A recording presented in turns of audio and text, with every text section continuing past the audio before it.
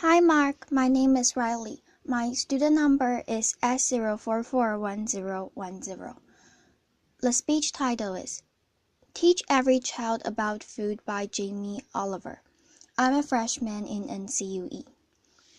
Sadly, in the next 80 minutes, when I do our chat, 4 Americans that are alive will be dead through the food that they eat.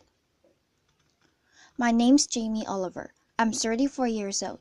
I'm from Essex in England, and for the last 7 years I've worked fairly tirelessly to save lives in my own way. I'm not a doctor, I'm a chef. I don't have expensive equipment or medicine. I use information, education. I profoundly believe that the power of food has a primal place in our homes that binds us to the best bits of life. We have an awful reality right now. America, you're at the top of your game. This is one of the most unhealthy countries in the world. Can I please just see a raise of hands for how many of you have children in this room today? Put your hands up. You can continue to put your hands up, aunties and uncles as well. Most of you, okay? We, the adults for the last 4 generations, have blessed our children with the destiny of a shorter lifespan than their own parents. Your child will live a life 10 years younger than you because of the landscape of food that we've built around them. 2/3 of this room today in America are statistically overweight or obese. You lot, you're all right, but we'll get you eventually, don't worry. Laughter. The statistics of bad health are clear, very clear. We spend our lives being paranoid about death, murder, homicide, you name it. It's on the front page of every paper. CNN. Look at homicide at the bottom. For God's sake, right? Laughter. Applause. Every single one of those in the red is a diet-related disease. Any doctor, any specialist will tell you that. Fact, diet-related disease is the biggest killer in the United States. Right now, here today, this is a global problem. It's a catastrophe. It's sweeping the world. England is right behind you, as usual. Laughter. I know they were close, but not that close. We need a revolution. Mexico, Australia, Germany, India, China all have massive problems of obesity and bad health. Think about smoking. It costs way less than obesity right now. Obesity costs you Americans 10% of your health care bills, $150 billion a year. In 10 years, it's set to double, $300 billion a year. Let's be honest, guys, you haven't got that cash. Laughter. I came here to start a food revolution that I so profoundly believe in. We need it. The time is now. We're in the tipping point movement. I've been doing this for 7 years. I've been trying in America for 7 years. Now is the time when it's ripe for the picking. I went to the eye of the storm. I went to West Virginia, the most unhealthy state in America. Or it was last year. We've got a new one this year, but we'll work on that next season. Laughter. Huntington, West Virginia, beautiful town. I wanted to put heart and soul in people, your public, around the statistics that we've become so used to. I want to introduce you to some of the people that I care about, your public, your children. I want to show a picture of my friend Brittany. She's 16 years old. She's got 6 years to live because of the food that she's eaten. She's a 3rd generation of Americans that hasn't grown up within a food environment when they've been taught to cook at home or in school. Or her mom, or her mom's mom. She has 6 years to live. She's eating her liver to death. Stacy, the Edwards family. This is a normal family, guys. Stacy does her best, but she's 3rd generation as well. She was never taught to cook at home or at school. The family's obese. Justin here, 12 years old. He's 350 pounds. He gets bullied, for God's sake. The daughter there, Katie, she's 4 years old. She's obese before she even gets to primary school. Marissa, she's alright. She's one of your lot. But you know what? Her father, who was obese, died in her arms. And then the second most important man in her life, Uncle, died of obesity. And now her stepdad is obese. You see, the thing is, obesity and diet-related disease doesn't just hurt the people that have it. It's all of their friends, families, brothers, and sisters. Pastor Steve, an inspirational man, one of my early allies in Huntington, West Virginia. He's at the sharp knife edge of this problem. He has to bury the people, okay? And he's fed up with it. He's fed up with burying his friends, his family, his community. Come winter, 3 times as many people die. He's sick of it. This is preventable disease, waste of life. By the way, this is what they get buried in. We've not geared up to-do lists. Can't even get them out the door. And I'm being serious. Can't even get them there. Forklift. Okay, I see it as a triangle, okay? This is our landscape of food. I need you to understand it. You've probably heard all this before. Over the last 30 years, what's happened that's ripped the heart out of this country. Let's be frank and honest. Well, modern day life. Let's start with the main street. Fast food has taken over the whole country. We know that. The big brands are some of the most important powerful powers in this country. Science. Supermarkets as well. Big companies. 30 years ago, most of the food was largely local and largely fresh. Now it's largely processed and full of all sorts of additives, extra ingredients, and you know the rest of the story. Portion size is obviously a massive problem. Labeling is a massive problem. Labeling in this country is a disgrace. The industry wants to self-police themselves. What in this kind of climate? They don't deserve it. How can you say something is low fat when it's full of so much sugar? Home. The biggest problem with the home is that it used to be the heart of passing on food culture, what made our society. That is not happening anymore. And you know, as we go to work and as life changes, and as life always evolves, we kind of have to look at it holistically, step back for a moment, and readdress the balance. It hasn't happened for 30 years, okay? I want to show you a situation that is very normal right now, the Edwards family. Video. Jamie Oliver, let's have a talk. This stuff goes through you and your family's body every week. And I need you to know that this is going to kill your children early. How are you feeling? Stacy, just feeling really sad and depressed right now. But you know I want my kids to succeed in life and this isn't going to get them there. But I'm killing them. Joe. Jamie Oliver, yes you are. But we can't stop that. Normal. Let's get on school. Something that I'm fairly much a specialist in. Okay, school. What is school? Who invented it? What's the purpose of school? School was always invented to arm us with the tools to make us creative, do wonderful things, make us learn a living, etc. You know, it's been kind of in a sort of tight box for a long time, okay? But we haven't really evolved it to deal with the health catastrophes of America, okay? School food is something that most kids, 31 million a day actually, have twice a day, more than often. Breakfast and lunch, 180 days of the year. So you could say that school food is quite important really, judging the circumstances. Laughter. Before I crack into my rant, which I'm sure you're waiting for, laughter. I need to say one thing, and it's so important and hopefully the magic that happens and unfolds in the next 3 months. The lunch ladies, the lunch cooks of America. I offer myself as their ambassador. I'm not slacking them off. They're doing the best they can do. They're doing their best, but they're doing what they're told, and what they're being told to do is wrong. The system is highly run by accountants. That's not enough. There's not enough, or any, food knowledgeable people in the business. There's a problem. If you're not a food expert and you've got tight budget and it's getting tighter, then you can't be creative. You can't duck and dive and write different things around things. If you're an accountant and a box ticker, the only thing you can do in these circumstances is buy cheaper shit.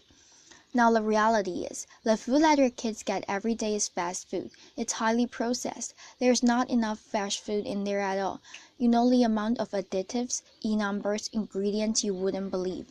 There's not enough veggies at all. French fries are considered a vegetable. Pizza for breakfast. They don't even get crockery. Knives and forks? No, they're too dangerous. They have scissors in the classroom, but knives and forks? No. And the way I look at it is, if you don't have knives and forks in your school, you're purely endorsing from a state level fast food because it's handheld.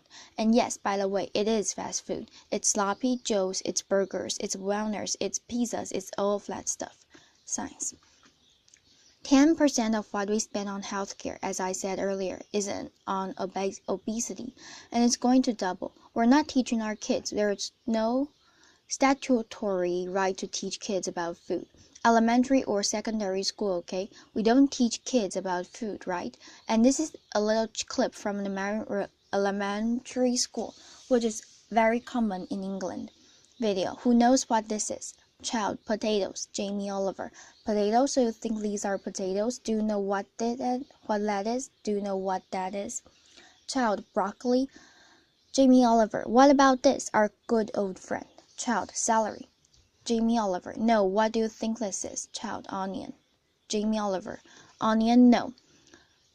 Jamie Oliver. Immediately you get a really clear sense of, do the kids know anything about where food comes from? Who knows what that is? Child. A pear. Jamie Oliver. Pear. Jamie Oliver. What do you think this is? Child. I don't know.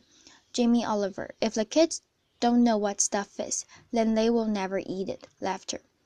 Jamie Oliver. Normal. England and America. England and America. Guess what? Fix that. 2 1-hour sessions. We've got to start teaching our kids about food in schools. Period. Applause. I want to tell you about something that kind of epitomizes the trouble that we're in, guys, okay? I want to talk about something so basic as milk. Every kid has a right to milk at school. Our kids will be having milk at breakfast at school. Breakfast and lunch, right? They'll be having 2 bottles, okay? And most kids do, but milk ain't good enough anymore. But don't get me wrong, I support milk, but someone at the milk board probably paid a lot of money for some geezer to work out that if you put loads of flavorings, colorings, and sugar in milk, more kids will drink it. Yeah.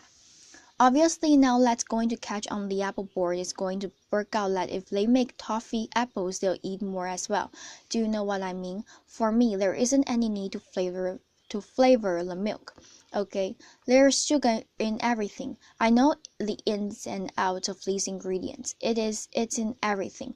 Even the milk hasn't escaped the kind of modern day problems. There's our milk, there's our carton. In that is nearly as much sugar as one of your favorite cans of fizzy pop, and they are having 2 a day. So let me just show you, we've got one kid here having 8 tablespoons of sugar a day. There's our week, there's your month, and I've taken the liberty of putting in just 5 years of elementary school sugar just from milk. Now I don't know about you guys, but judging the circumstances, right, any judge in the whole world would look at the statistics and evidence, and they would find any government of old guilty and of child abuse. That's my belief. Applause. Applause ends.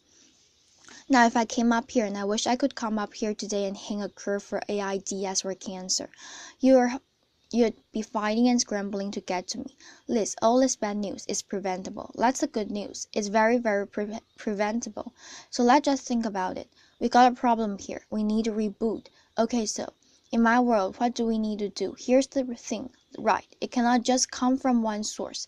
To reboot and make real tangible change, So that I could look you in the white of the eyes and say, in 10 years' time, the history of your children's lives, happiness, and let's not forget, you're clever if you eat well, you're going to live longer.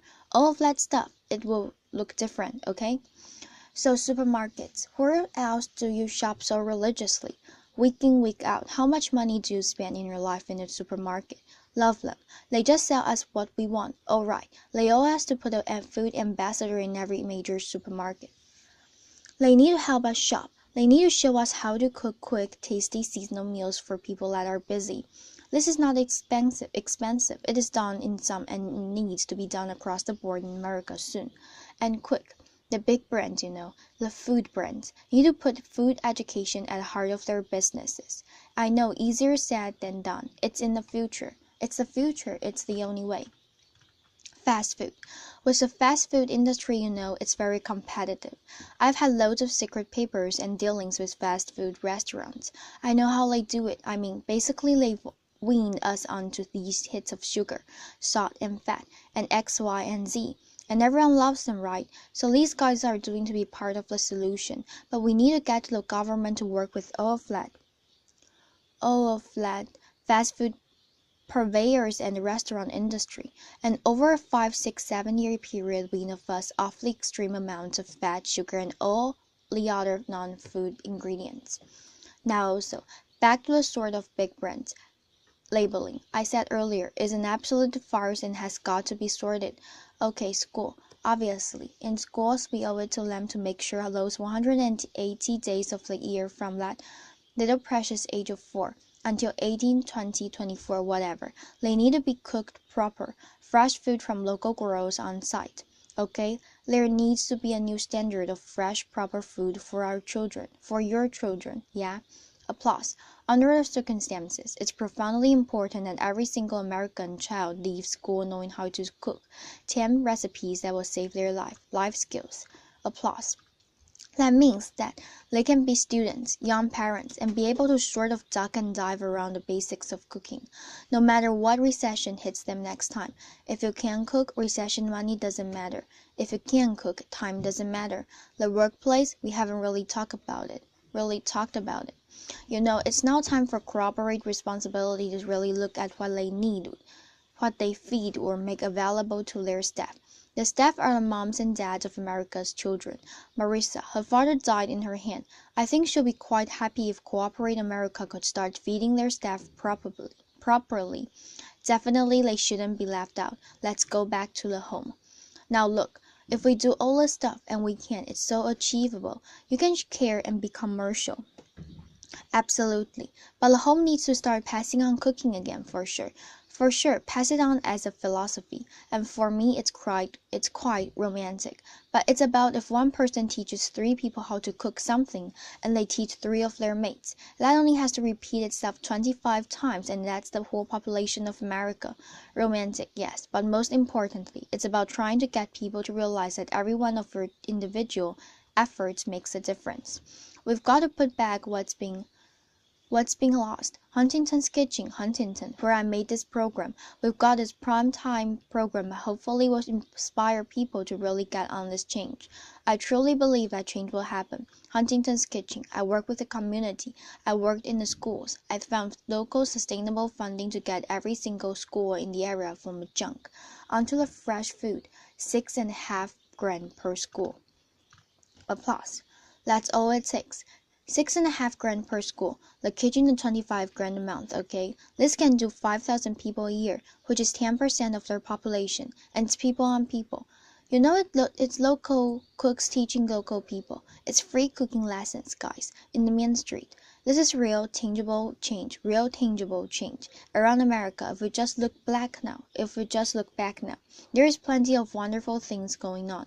There is plenty of beautiful things going on. There are angels around America doing great things in schools, farm-to-school setups, garden setups, education. There are amazing people doing this already. The problem is they all want to roll out what they are doing to the next school, but there is no cash. We need to recognize the experts and the angels quickly, identify them, and allow them to easily find a resource to keep building out what they're already doing, and doing well. Businesses of America need to support Mrs. Obama to do the things that she wants to do. Applause. And look, I know it's weird having an English person standing here before you talking about all this. All I can say is, I care. I'm a father, and I love this country. And I believe truly, actually, that if change can be made in this country, beautiful things will happen around the world. If America does it, other people will follow. It's incredibly important. Audience, yeah. Applause. When I was in Huntington, trying to get a few things to work with when they weren't, I thought, if I had a magic wand, what would I do? And I thought, you know what? I'll just love to put in front of some of the most amazing movers and shakers in America. And a month later, Ted phoned me up and gave me this award. I'm here. So my wish, dyslexic. So I'm a bit slow. My wish is for you to help a strong, sustainable movement to educate every child about food, to inspire families to cook again, and to empower people everywhere to fight obesity. Applause. Thank you. Applause continues.